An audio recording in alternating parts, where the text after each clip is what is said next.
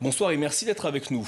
Merci beaucoup. Alors à première vue, ce n'est pas vraiment ce que l'on peut appeler des résultats serrés. Vous attendiez à un tel score pour Brice Oligui Nguema?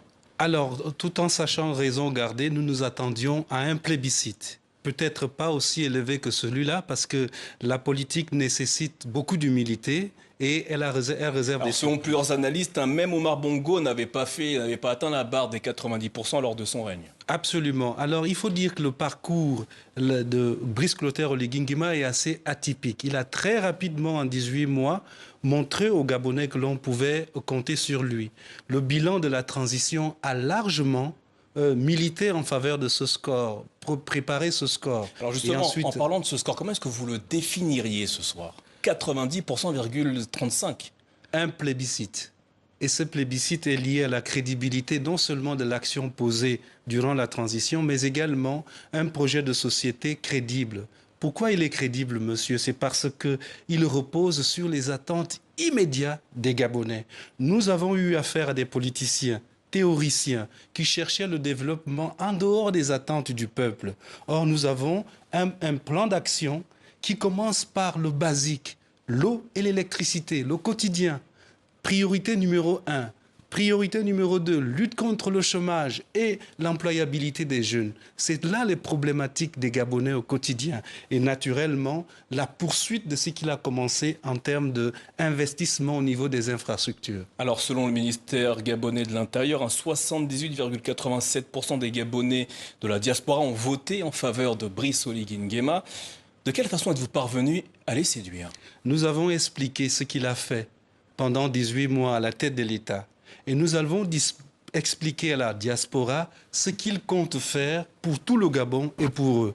Pour la première fois dans l'histoire, monsieur, et c'est ce qui va peut-être expliquer le plébiscite, c'est pour la première fois dans l'histoire politique de notre pays qu'un candidat mentionne spécifiquement dans son projet de société la diaspora, avec ce qu'il veut faire de la diaspora et la place que la diaspora occupera dans sa gouvernance. Je pense que c'est un élément très important qui a séduit massivement les Gabonais de la diaspora. Alors rappelons que le taux de participation s'élève à un peu plus de 70% selon les autorités gabonaises. Tous ces chiffres en faveur de Brice Oligui Nguema reflètent l'immense espoir qu'il suscite auprès des Gabonais.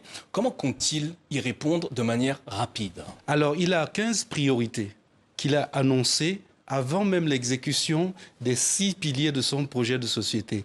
Et ces 15 priorités ont 3 aspects.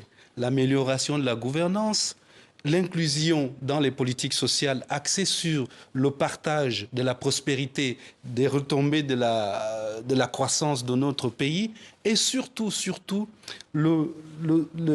mettre l'accent sur l'humain. Ce qu'il a commencé à faire, vous savez, il y avait des disparités entre le Gabon est l'un des rares pays du monde où il n'y a pas de classe moyenne, où on est extrêmement riche, où on est extrêmement pauvre. Et là, nous avons vu à travers des investissements durant la transition que le président de la République essaye de réduire ces inégalités.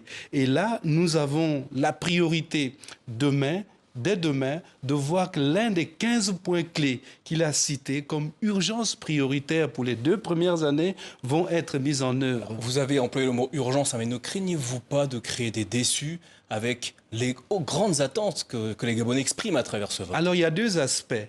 Les aspects liés aux urgences pour pallier justement aux inégalités et les investissements de longue durée. Il y a un travail préparatoire qui a été fait en amont durant la transition. Et ça, il n'a pas oublié de le mentionner chaque fois qu'il se présentait aux Gabonais. Premièrement, l'attractivité du Gabon. Il a travaillé sur les textes durant la transition. Qu'est-ce qu'il a fait? Il a réformé les institutions avec une nouvelle constitution. Il a créé un cadre politique apaisé avec le nouveau code électoral. Et il a surtout diversifié les partenariats qui font qu'aujourd'hui, nous avons les Français, les Chinois, les Russes, le partenariat Sud-Sud et surtout, monsieur, le regard qu'il a posé vers le Sud global qui constitue aujourd'hui le curseur, n'est-ce pas, du développement économique et du commerce mondial. Jean Delors Biyogué Bintougou, merci d'avoir répondu à nos questions ce soir. Après l'annonce des résultats provisoires de la présidentielle remportée par Brice Oligui Nguema qui a obtenu 90,35% des suffrages. Merci à vous. Merci.